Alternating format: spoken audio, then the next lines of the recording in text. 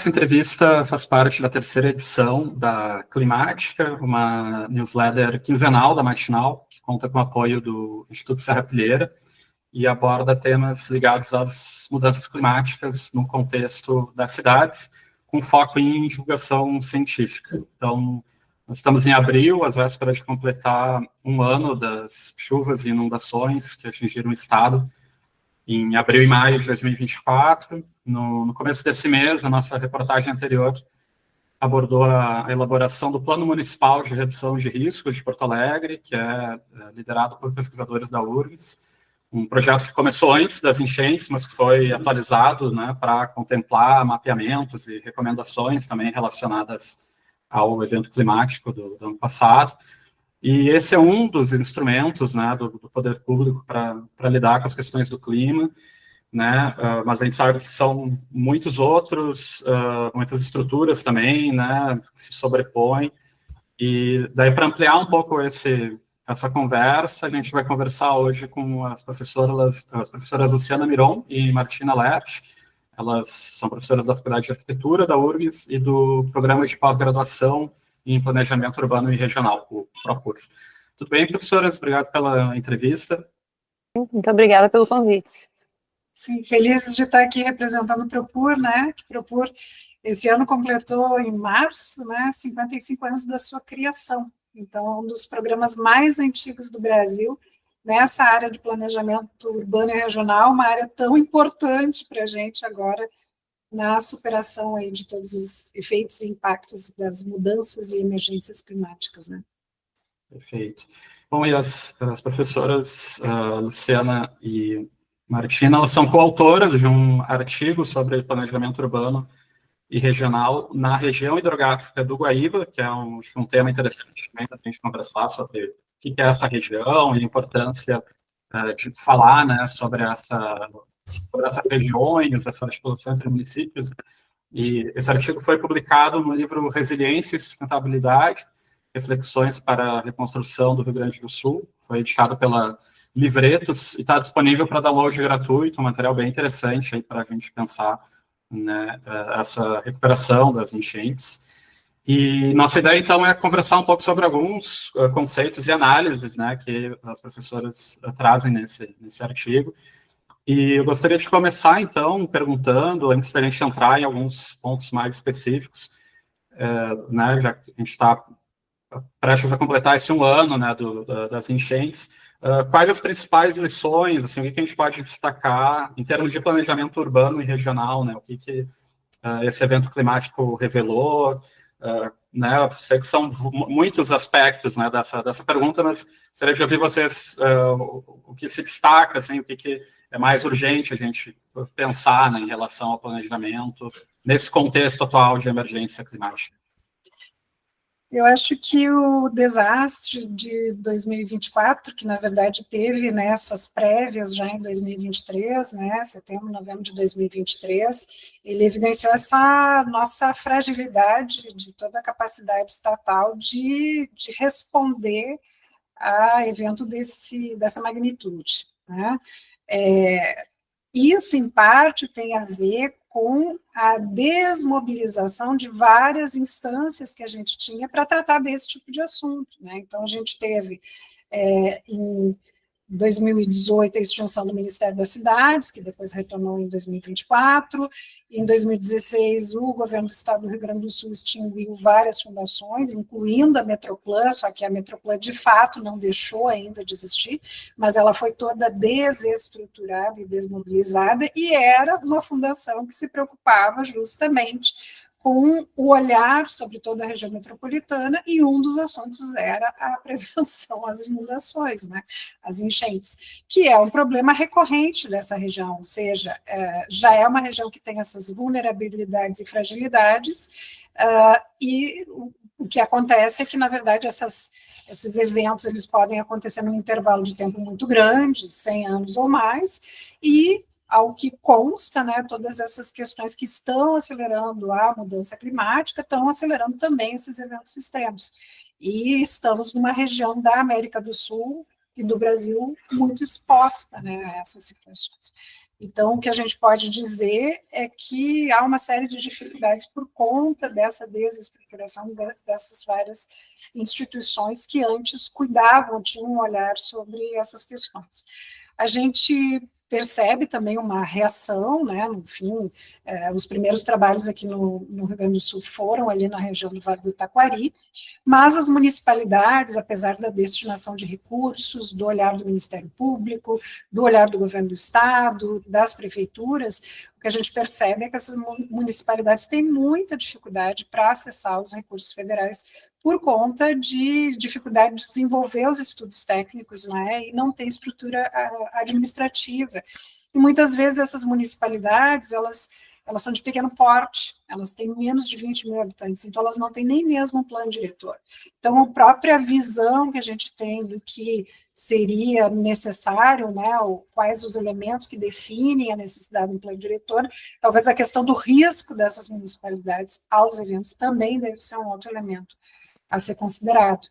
Claro que houve uma resposta, então a gente teve aí a Secretaria Extraordinária da Presidência da República para apoio à reconstrução do Rio Grande do Sul, né, que foi criada. O governo do Estado também criou essa Secretaria de Reconstrução Gaúcha, também implementou esse Plano Rio Grande, né, ou seja, houve aí um esforço nesse sentido. A gente tem visto a mobilização de várias universidades, como eu falei do Vale do Taquari, Univates, acho que está muito envolvida, né, e por todo o Rio Grande do Sul, aqui várias universidades apoiando, né, desenvolvendo estudos, análise de dados e fazendo propostas, né, mas, por outro lado, a gente vê que existem uma série de falhas, né, por exemplo, essa questão, os próprios pesquisadores da área de recursos hídricos, eles mesmos apontam que no esforço de gestão de riscos é importante o envolvimento da comunidade local. As pessoas têm que saber ler o seu território, saber como ele se comporta, saber quando elas têm que ter medidas, saber o que fazer em momentos em que estejam suscetíveis ou vulneráveis a um evento extremo, né? E aí o que a gente tem observado é que a participação em algumas dessas instâncias que têm sido criadas, como, por exemplo, do Plano Rio Grande, elas carecem de diversidade dessa representação, né? Então, o Plano Rio Grande tem lá cerca de 179 conselheiros, sendo que predominantemente são representantes empresariais. A gente tem pouca representatividade, por exemplo, de movimentos sociais que estejam efetivamente ligados ali às comunidades e também às entidades ambientais, né, que um dos outros problemas que facilitou com que a manutenção dos sistemas de prevenção contra cheias deixasse de ser feito, e também a flexibilização das leis ambientais que permitiram que mais áreas que talvez não devessem ter sido urbanizadas, tenham sido urbanizados, né? Isso está relacionado à sucessiva e constante flexibilização da legislação ambiental, que deveria estar nos protegendo, né? Justamente nesse tipo de situação. Então, eu acho que, de uma forma geral, dá para dizer que a gente tem uma falta de preparo, né, para reagir na rapidez suficiente, e uma grande improvisação, né, no atendimento das situações. Nós temos vários dos nossos alunos aqui envolvidos, engajados e trabalhando em projetos relacionados, né, a essas municipalidades, e algo que tem se discutido muito é ter esses pontos de encontro ou locais seguros nas municipalidades que tenham água, medicamentos, telefone, internet, né, e onde as pessoas possam se comunicar, uma rede de comunicação mais efetiva, né, porque todos os nossos sistemas, eles colapsaram muito rápido, né, as vias, né, a acessibilidade rodoviária, aeroviária, e mesmo as instituições todas que deveriam dar apoio, né, muitos postos de saúde, e centros regionais de atendimento que foram inundados, né, e sofrendo com a crise também. Ricardo, se eu puder complementar a fala da professora Luciana, entre algumas verificações que a gente, né, ou conclusões que a gente chegou no estudo, esse reconhecimento da emergência climática, né, e a necessidade disso está aí no escopo da política de Estado, né, e entender isso como um fator de alto risco à sociedade. Né. Ou a gente se dá conta disso, assume isso e começa a desenvolver políticas públicas para o enfrentamento, né, em todas as instâncias, em todas as esferas, porque a tendência é que isso se repita em períodos mais curtos, né? Quando tu citou que o nosso recorte de estudo tratou da região hidrográfica do Guaíba, não se trata aqui só de Porto Alegre ou do Lago Guaíba, né? O mapa que é demonstrado no artigo, ele amplia, né, ele mostra o quanto, que regiões a gente atinge. Então essa região hidrográfica do Guaíba, ela tem na verdade 9 bacias, do Alto Jacuí, do Baixo Jacuí, do Caí, do Gravataí, do Lago Guaíba, do Rio Pardo, Rio dos Sinos, Rio Taquari, Rio das Antas e Vacacaí Mirim, né? Ou seja, é uma complexidade, uma rede aí de cidades que a gente precisa estudar a partir da região hidrográfica e das bacias hidrográficas. E só trazendo um dado que a Luciana já citou de modo mais amplo, mas o estudo demonstrou, né, quando os colegas que se debruçaram de maneira bastante especial sobre os instrumentos de planejamento, estruturas institucionais, o estudo demonstrou, e a análise crítica, de que apenas 34 municípios, dos 34 municípios da região metropolitana de Porto Alegre, apenas 4 planos diretores se referenciam diretamente ao termo mudanças climáticas, né, o plano diretor enquanto um dos principais instrumentos de política urbana. E quando a gente se debruça sobre o Vale do Taquari, né, 6 daqueles municípios nem possuem plano diretor, pelos motivos que a Luciana já apresentou, não tem até 20 mil habitantes e, portanto, segundo o Estatuto da Cidade, não é necessário o plano diretor.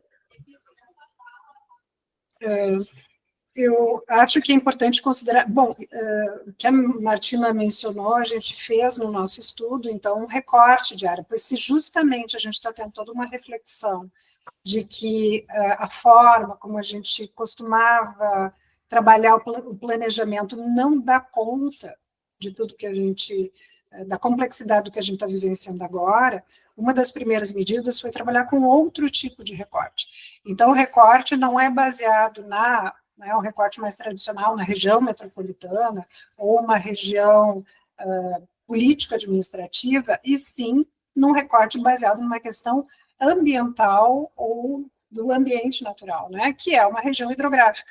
A região hidrográfica do Guaíba, ela, como a Martina falou, 9 bacias hidrográficas, ela representa aí uma grande área, né, do estado do Rio Grande do Sul, com cerca de 252 municípios, total parcialmente incluídos, né, então, ou seja, é uma parcela considerável do estado. Então, essa é uma das primeiras medidas também, ter um olhar que nos possibilite, né, tratar o planejamento mais conectado ao meio ambiente e a realidade, né, ambiental, geográfica do nosso estado. A gente trabalhou de modo,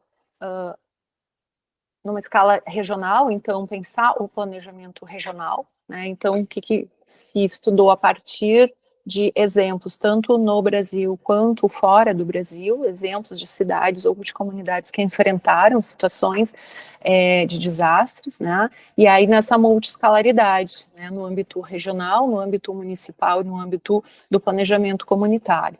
No do regional, a importância, né, de envolver a mudança de comportamento, principalmente de políticos e de técnicos, né, promovendo uma abordagem regional dos territórios, não só pensando as cidades isoladas, né, mas num rio, num riacho, num corpo d'água, o município que está de um lado está de outro, e ainda assim, esses municípios adjacentes, né, e os municípios nesta rede de cidades que compartilham dessa bacia hidrográfica. Então, o estudo para além dos limites político-administrativos pré-definidos, né, já que os problemas ambientais, eles transcendem esses limites. Tá? Então, é necessário também pensar em modelos de gestão desse território, não só se centrando nas municipalidades. Tá? E pensar junto, através de comitês de bacias, de consórcios públicos ou de planos de mitigação de risco. Na escala municipal, a necessidade de proposição, então, de planos urbanísticos, considerando os recursos naturais. Não dá mais para a gente pensar em planejamento urbano sem considerar a natureza, né? Foram séculos de alterações da paisagem, alterações do ambiente natural por meio de planos e projetos, né, que não consideravam o meio natural. Né, e o meio natural como ente, né, e a gente cita isso no artigo, né, um ente que também tem direitos, né, sobre a fauna, sobre a flora. Então não dá mais para pensar projeto urbano sem olhar para o ambiente natural. Né? E as propostas podem envolver novos zoneamentos, uso do solo, né, a avaliação, identificação de áreas de risco, considerar a adaptação, considerar a redução dos índices construtivos nesta área, né, emprego de novas tipologias de construção, análise da necessidade de realocação urbana em casos críticos, de fato, né, mas nunca sem conversar com as comunidades que já estão ali. Por isso que também a gente acentua muito o planejamento comunitário, que oportuniza reflexões coletivas, né, sobre essa vulnerabilidade, atribui também responsabilidades ligadas às ações de prevenção, socorro, recuperação, né, ou seja, planos dessa natureza que sejam baseados em valores locais, né, com experiências do passado e os imaginários do futuro. Né. Tem alguns estudos que a gente fez, os planos comunitários de gestão de riscos em Cedar Falls, nos Estados Unidos, né, que dali a gente traz o exemplo que eles repensaram aquele lugar, aquele território, construindo uma comunidade maior para os filhos dos nossos filhos. Tá? Em um outro exemplo que a gente traz do vilarejo de Shibutaki, no Japão, é pensar o território para os próximos 100 anos. Então, pensar a cidade não só dentro de um governo de 4 anos, né, mas sim pensar adiante, ter um plano, né, um plano de Estado, pensar nas próximas gerações também.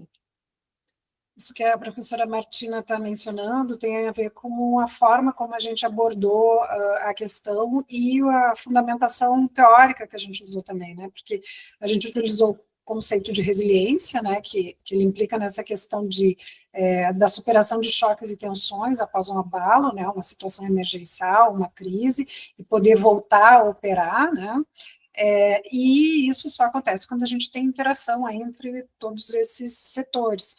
E o que a Martina estava comentando tem a ver com a abordagem que a gente entende que a resiliência, ela ajuda, ela é importante, né, ou seja, a gente tem que ter essas respostas adaptativas, mitigadoras, mas a gente não pode simplesmente voltar ao estado anterior, né, a gente superar a crise e voltar ao que era antes, que parece estar sendo um pouco a tendência agora também, do esforço geral, assim, né, das pessoas, talvez até psicologicamente, mas a gente tem que ter uma mudança para melhor, e isso que a gente se refere às questões das transições sociotécnicas, né. Então, essa teoria, ela lida ou explica um ciclo adaptativo que busca um equilíbrio, né, dos ecossistemas e busca orientar uma mudança com uma maior interação entre a sociedade, que é essa ocupação humana, e a natureza, porque a gente só tem o desastre quando essa ocupação humana, né, sofre com impactos, enfim, desses eventos aí da natureza. E esses sistemas sociotécnicos, eles vão ser compostos por diversas categorias, né? Uma das categorias são as fontes de conhecimento, e por isso que a gente foi buscar exemplos referenciais baseados em situações com similaridade ao problema, a complexidade que a gente estava vivenciando, e que pudessem nos trazer, então, soluções. E dentro desse conjunto de exemplos referenciais, a gente também teve uma espécie de contra-exemplo, né? Então, por exemplo, o caso de Nova Orleans, para nós, ele funciona como um contra-exemplo, porque justamente nessas questões participativas e orientação e direcionamento de financiamentos, ele não lidou com as populações mais vulneráveis. E o que aconteceu foi basicamente uma expulsão. Essas pessoas foram embora e nunca mais retornaram para a cidade. E os investimentos se concentraram em áreas, então, que já tinham melhores condições. Os investimentos eram proporcionais às áreas em termos de recursos que elas já tinham, né? Então, essa cidade, particularmente, coincidentemente, eu visitei, né, em 2023, tem uma série de bairros vazios, né, praticamente bairros fantasma com casas vazias, né, e não é bem esse o tipo de cidade que a gente quer. E as outras categorias, então, que estão relacionadas aos sistemas sociotécnicos são as tecnologias, que vão dizer respeito às infraestruturas, os equipamentos, as soluções técnicas, tudo que está relacionado ao que a gente chama de medidas estruturais, né. E também temos a outra categoria, que é políticas e regulações, que aí são essas medidas não estruturais, né, no qual nessas medidas que nós nos focamos, então, nesse capítulo do livro, né, que a gente focou em diretrizes para orientar as políticas públicas, para que aí realmente se possa direcionar e priorizar onde colocar os investimentos, né, de que forma lidar com isso, de que forma, ou que mecanismos e instrumentos são necessários para que, de fato, as melhorias e intervenções cheguem na população que realmente precisa. Outra categoria é o mercado atores e usuários, né, então todas as empresas, organizações, indivíduos, né, toda a sociedade representada, e os discursos culturais, que aí vai vir as crenças, as práticas, né, os valores, e tudo o que influencia, então, a tomada de decisão das pessoas em relação ao que está acontecendo, né, a opinião em relação ao que está acontecendo. Eu só vou complementar a fala da Luciana no sentido dos bons exemplos, das boas práticas que a gente identificou no Brasil, tá? Como o caso da região serrana do Rio de Janeiro, tá? Também o Programa Federal Periferia Sem Risco, do Ministério das Cidades, e os planos comunitários, o plano Trilhas para Comunidades Mais Seguras em Belo Horizonte, Minas Gerais, né, e também o plano comunitário da Defesa Civil e Adaptação à Crise Climática da comunidade caiçara de Ponta Negra, no Rio de Janeiro. Então, a gente também encontrou, né, bons exemplos no caso brasileiro, o Brasil tem cada vez mais sofrido com os extremos, né, ainda a gente não precisa falar só das enchentes, mas o outro extremo que são as secas, né, cada vez mais frequentes. Esse é um dos grandes desafios, né, que a Martina comentou, porque os eventos extremos não diz respeito somente às enchentes e deslizamentos, porque, na verdade, a gente teve um excesso de chuvas que causou enxurradas, deslizamentos e, na área mais plana, então, as enchentes, né? E a gente está oscilando entre eventos extremos. E a outra ponta são as secas e as ondas de calor, que também podem trazer uma série de problemas muito danosos, né, em relação à produção agropecuária, em relação às comunidades, em relação à qualidade de vida, né, da população no nosso estado, no estado do Rio Grande do Sul. Uma questão que eu acho que também vem à tona, né, quando a gente começa a acompanhar esses instrumentos, enfim, como o poder público está lidando com essa situação, é isso, são muitos planos, né, então a gente tem, por exemplo, o Plano de Ação Climática, o PLAC, né, que é um plano bem amplo, com mais de 30 pontos. Inserido nesse plano, a gente vê, por exemplo, o plano de redução de riscos, está contemplado naquele plano. A gente vê outras iniciativas agora também, na última edição da Climática, nós trouxemos aí, como preparação da COP, um novo projeto, enfim, com incentivo do Ministério do Meio Ambiente para algumas cidades, enfim.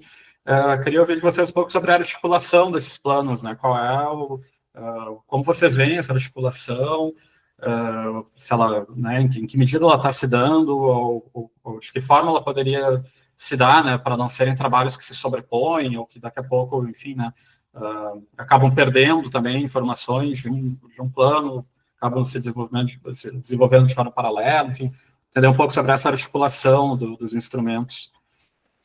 A gente visualiza que tem uma aparente falta de articulação entre as diversas iniciativas do Estado. Então, tem muitas coisas, tem sites governamentais, né, do próprio governo do Estado, paralelos, então, com links e informações, com apresentação de uma série de ações, e isso aí dificulta a compreensão por técnicos, né, por pesquisadores, pela população, pela sociedade em geral, para ver o que de fato está sendo feito, né? Então parece haver assim, uma urgência, né, de querer fazer coisas, mas essas coisas não estão tão bem desenhadas e articuladas.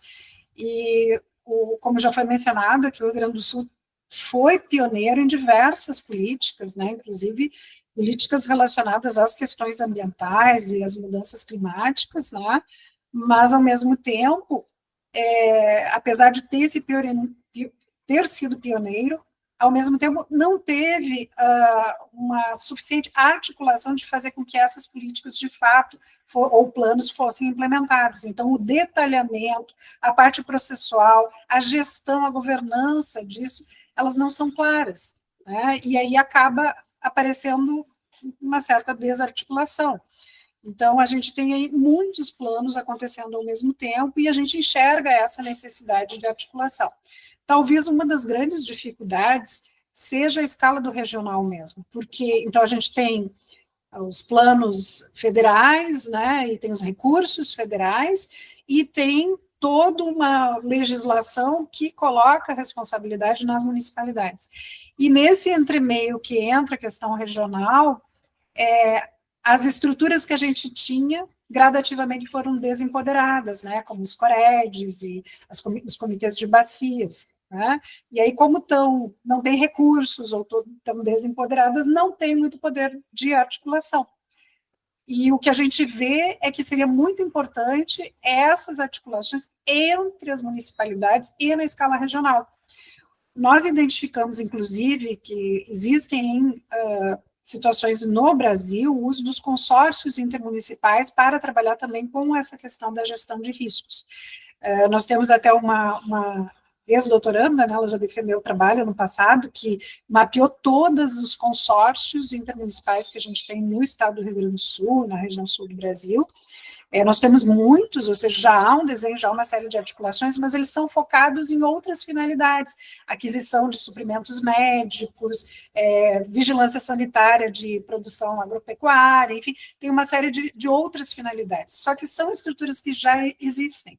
Talvez essas estruturas já existentes fossem um caminho para ajudar nessa articulação que tem um caráter regional e que lida, então, com essas municipalidades de médio e pequeno porte, né, que aí vão ser a grande maioria, né, dos municípios que a gente tem aqui no estado e representativos dos municípios que sofreram, né, importantes danos aí durante a crise climática.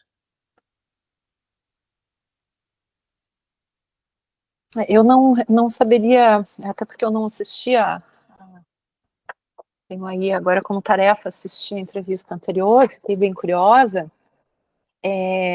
mas eu faria uma outra pergunta, né, se nessas articulações são levados em consideração os nichos, que é um dos aspectos que a gente analisa no artigo, né, e nesses nichos estão as comunidades locais e regionais, se elas são chamadas para essas tratativas, para essas articulações, elas são chamadas para serem ouvidas, então a gente defende, entre as diretrizes que a gente aponta ali, a necessidade do caráter popular, heterogêneo, decisivo dos conselhos de planejamento, a escuta de cooperativas com potencial transformador sustentável, e a difusão de ideias e o diálogo, com as comunidades locais e regionais. Então, isso a gente identifica dentro do campo dos nichos. E o outro que para nós é muito caro, né, que daí é difícil da gente compreender quando essas articulações são feitas,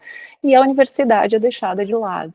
Então, dentro dos nichos, a importância do diálogo e das parcerias entre universidades, governos e sociedade, o fomento, a pesquisa, extensão e participação das universidades nos esforços da transição sociotécnica. Voltando, à publicação do livro, ele é compilado, composto, a partir de 10 equipes de universidades federais, ou seja, do Rio Grande do Sul, de uma inteligência do estado do Rio Grande do Sul, que não é contemplada, que não é consultada quando são tomadas as decisões. Tá? Então, a gente também identifica isso, tá, em detalhes no artigo, da importância de pensar esse futuro, né, ou pensar o enfrentamento da crise climática a partir dessas outras escutas. O que a professora Martina trouxe agora foi uma outra fundamentação teórica que a gente usou, que foi a perspectiva multinível, né? Então, a gente olha para o panorama, que é o contexto que a gente está vivendo, então, abrange a nossa realidade e uma visão a longo prazo, né? Então, o que vivemos aqui no Brasil, as tendências, né? Como é que o mercado se comporta, como é que a legislação, então, todo esse contexto que a gente vive, né? O regime, que daí são essas estruturas dominantes, né? Então, esses discursos, as dimensões políticas, institucionais, o Estado, o mercado, a sociedade, como é que se relacionam, né? De certa forma seria um status quo, e os nichos, que são esses espaços aí de práticas alternativas, que eles podem ser promovidos por redes sociais, movimentos, universidades, cooperativas, e esses nichos, uma vez que comecem a desenvolver, né, uma outra fonte de conhecimento, uma outra visão, né, de como lidar, por exemplo, com essas questões de planejamento, isso pode, de certa forma, começar a influenciar, né, um contexto mais amplo, e aí buscar influenciar essa mudança de regime. Então, se a gente tem uma visão em que, né, uma visão científica ainda mais antiga, de que o homem domina a natureza, talvez agora a gente tenha que ver que o homem tem que se integrar à natureza, né, e ter uma outra forma de ocupar o espaço e se relacionar com o espaço, com o meio ambiente, né? Então, esses nichos dizem respeito a esses grupos que têm o potencial de trazer essas mudanças aí, que, na nossa visão, podem ajudar nessa transição sociotécnica de uma ocupação humana, né, da sociedade mais integrada à natureza e ao meio ambiente.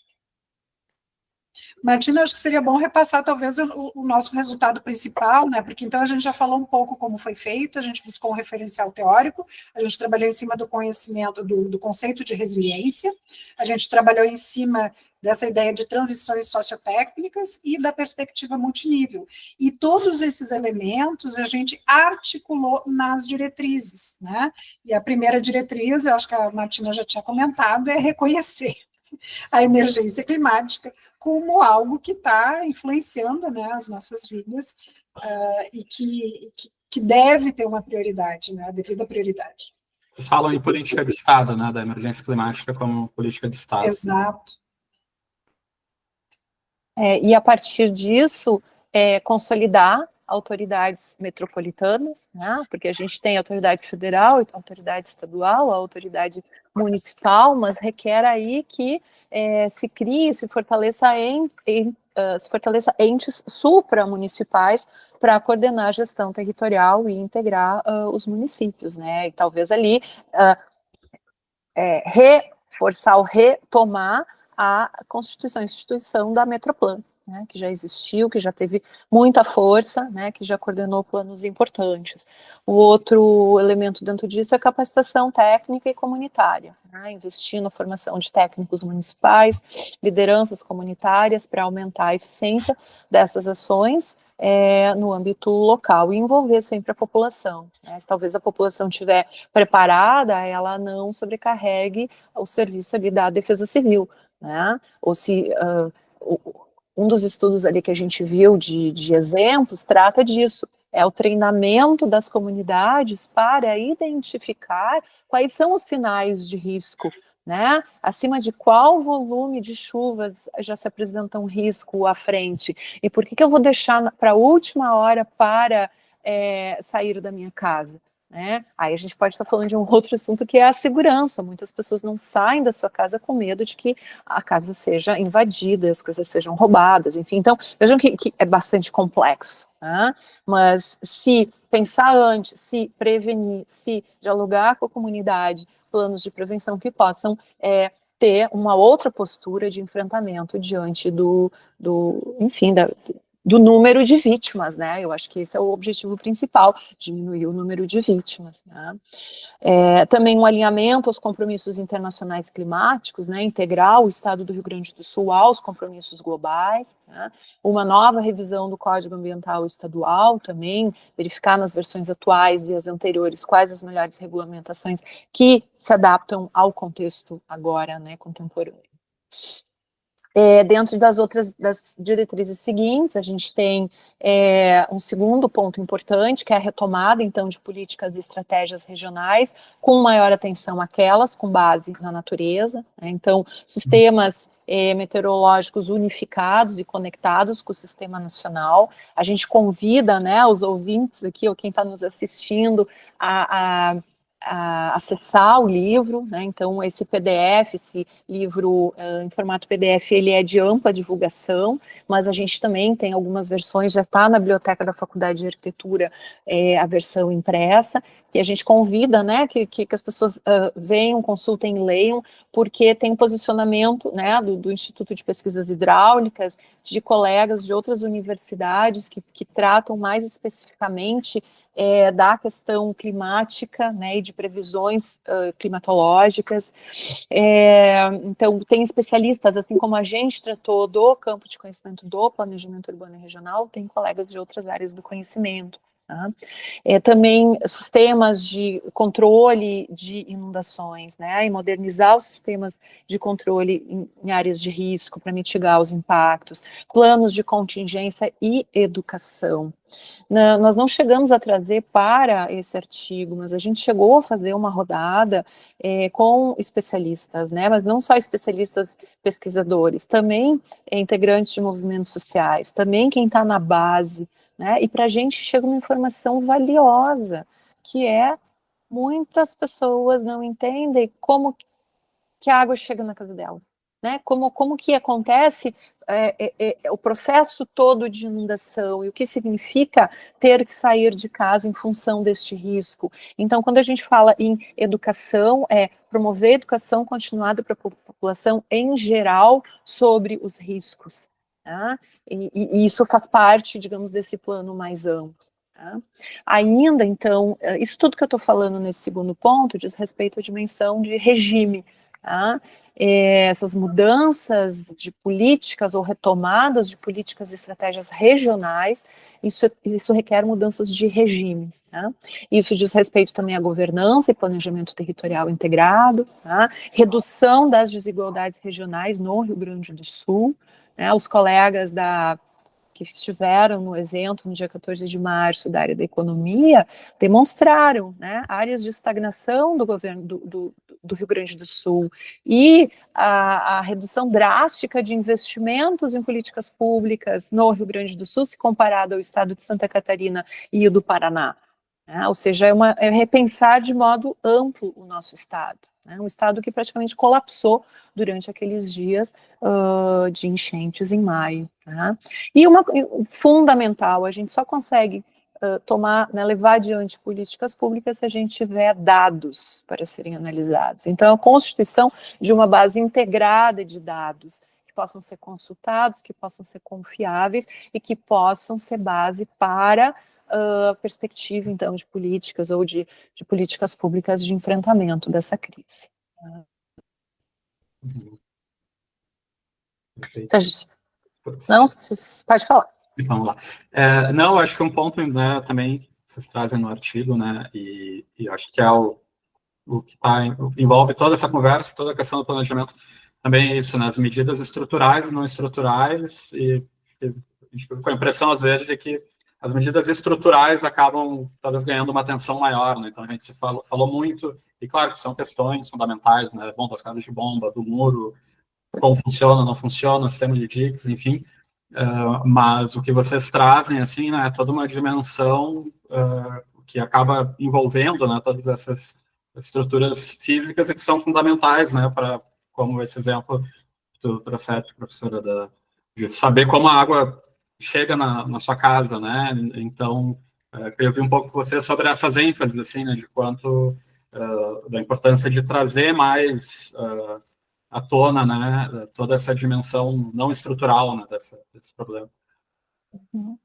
Às vezes, na urgência do problema e da crise, né, todo mundo fica focado naquilo que é mais aparente, né, e aí vai ser as medidas estruturais. Então, realmente, a gente precisa de contenções, a gente precisa de drenagem, a gente precisa de melhor sistema rodoviário, de melhor conectividade, sem sombra de dúvida. Essas medidas estruturais são muito importantes.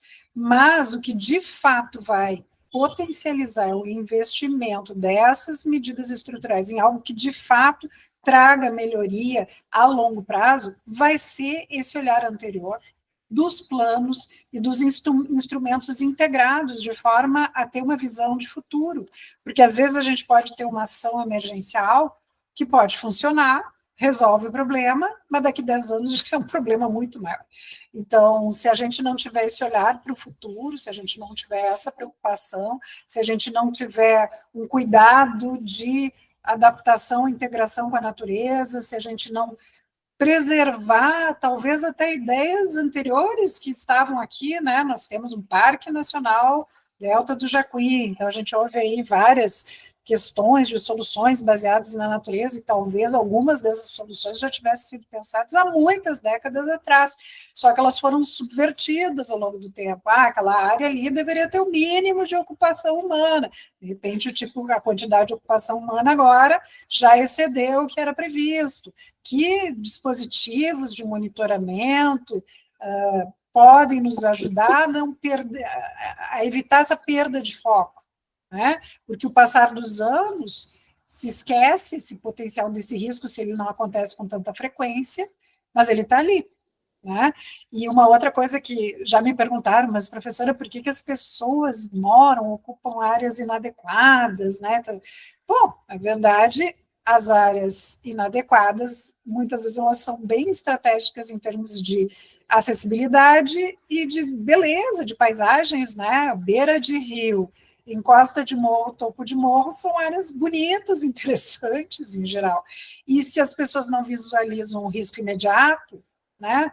Eu vivo aqui há 20 anos e nunca aconteceu nada. Eu vivo aqui há 50 anos e nunca aconteceu nada. Mas isso não quer dizer que não vai acontecer, né? E não quer dizer que a legislação não tenha que estar preocupada com isso e de preservar as áreas que tenham, né, que possam oferecer risco ou que tenham um outro papel ambiental para todo um ecossistema, né? Então, a gente tem que estar olhando isso.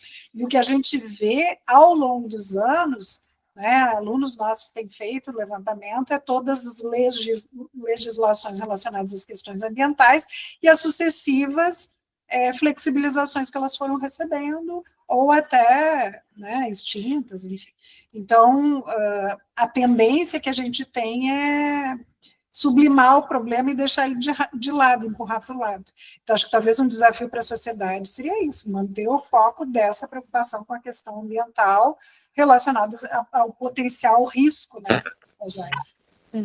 E se a gente olhar em perspectiva histórica, é um pouco o meu campo de trabalho, né, história da cidade e do urbanismo, a gente pode se perguntar, já na cartografia urbana de Porto Alegre do final do século XIX, a gente já tem ali o que hoje é o 4º distrito, né, já loteado, né, então a gente até pode pensar, naturalmente, era onde passava a estrada de ferro, onde ligava Porto Alegre com todo o eixo ao norte, né, ao sudeste do país, pela estrada de ferro, e depois a abertura das vias, a abertura da freeway, ou seja, toda a produção industrial concentrada no primeiro momento ali, né, nesse 4º distrito, né, era escoado ao norte da cidade.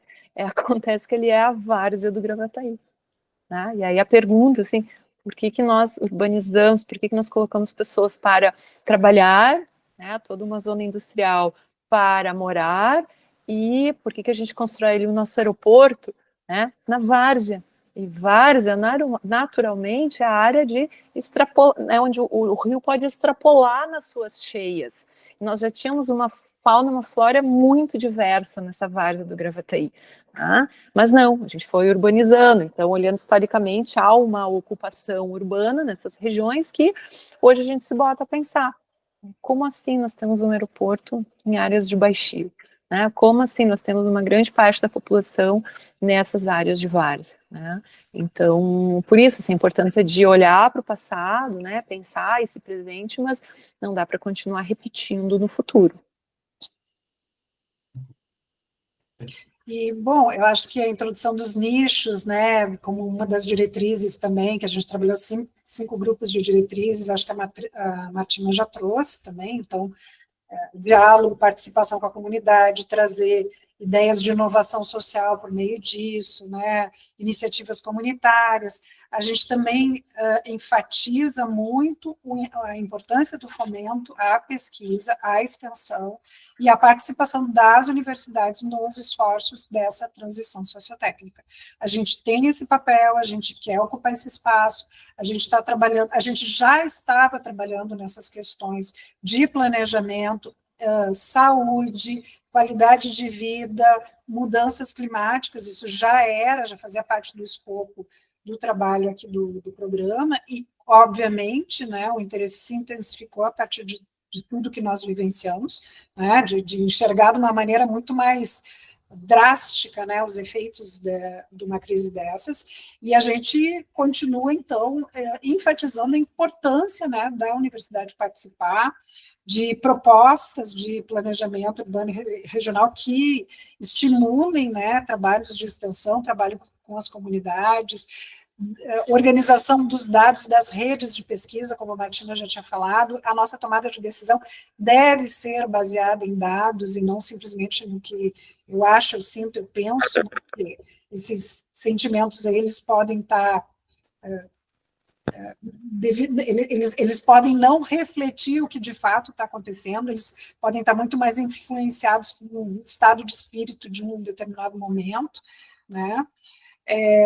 A gente quer continuar e quer expandir, né, a representação da universidade em diversos conselhos e órgãos de planejamento, né, planejamento urbano, planejamento regional, planejamento popular, planejamento de bairro, que também é uma outra escala que a gente considera importante, e sim, daí com essas medidas não estruturais, enfatizar, né, então uma série de infraestruturas que estejam adequados a essas transições sociotécnicas, né, relacionadas, então, à mobilidade, ao desenvolvimento de sistemas mais sustentáveis. Nós temos um dos nossos professores aqui que estuda muito as tramas verde-azul, né, então, como é que as áreas verdes e as áreas com água se interrelacionam nos subsistemas de fornecimento da cidade, de escoamento também, enfim, dos nossos resíduos, e impactam menos, né, como podem impactar menos o nosso meio ambiente. E para isso a gente precisa lidar com o que tem sido apontado, que são essas soluções baseadas na natureza, que também já têm sido estudadas aqui, e numa mudança comportamental. Talvez a gente tenha que aprender a viver de uma maneira diferente, a gente tenha que aprender a observar melhor uma série de cuidados, né, para a redução de impacto ambiental. E óbvio que tudo isso, para funcionar, precisa da tecnologia da informação, da comunicação de uma forma adequada, de informação fundamentada, né, que não é baseada simplesmente numa opinião, né, ou na desinformação, ou fake news. A gente precisa de informação confiável para tomar decisão. E isso pode acontecer em colaboração aí com as comunidades, com a universidade, com as comunidades, com as instituições públicas e com as instituições privadas, né? Acho que a sociedade, de uma forma geral, deve se integrar para contribuir, né, para buscar esse outro tipo de relação da sociedade, da cidade com o meio ambiente, né? Então, a gente sempre fala em desenvolvimento sustentável. Desenvolvimento pressupõe que a gente vai continuar se expandindo, continuar vivendo. Então, para alcançar isso, a gente vai ter que rever conceitos, né, e formas de se relacionar com o meio ambiente.